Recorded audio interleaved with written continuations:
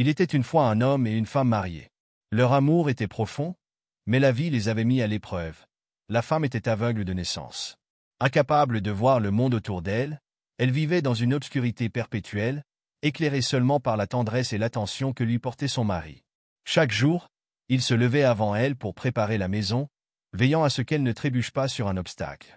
Lorsqu'il sortait, il décrivait chaque détail, le bleu du ciel, la danse des feuilles dans le vent, le sourire des enfants jouant dans la rue. Mais malgré tout son amour, il sentait que quelque chose manquait à son bonheur.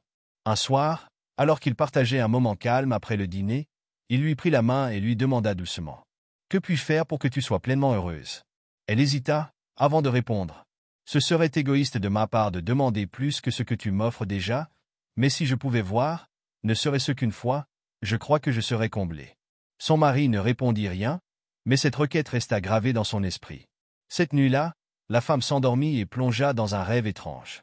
Un ange, lumineux et imposant, se tenait devant elle. Sa voix résonnait comme un écho apaisant. « À ton réveil, tu verras.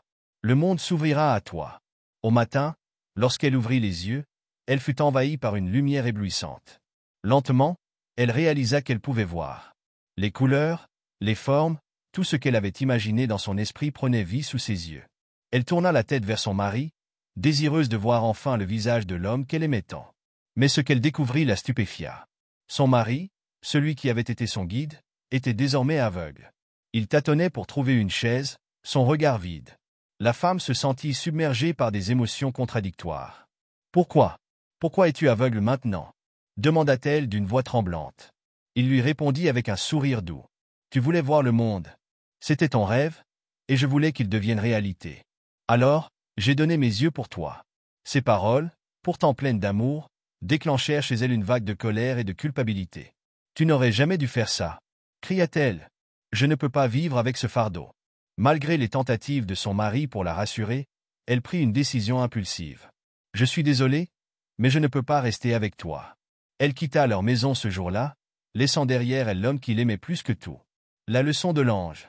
Les jours passèrent, mais son cœur restait lourd. Le bonheur qu'elle espérait trouver dans la lumière n'était pas au rendez-vous. Et puis, une terrible surprise l'attendit un matin. Elle se réveilla, et tout était noir à nouveau. Elle était redevenue aveugle. Cette nuit-là, elle fit un autre rêve. L'ange réapparut, mais son visage était grave cette fois. « Pourquoi m'as-tu repris la vue ?» demanda-t-elle en larmes. L'ange répondit. « La lumière que tu avais était un cadeau, né du sacrifice de ton mari. Il t'a donné ses yeux pour que tu puisses voir, mais tu l'as abandonné.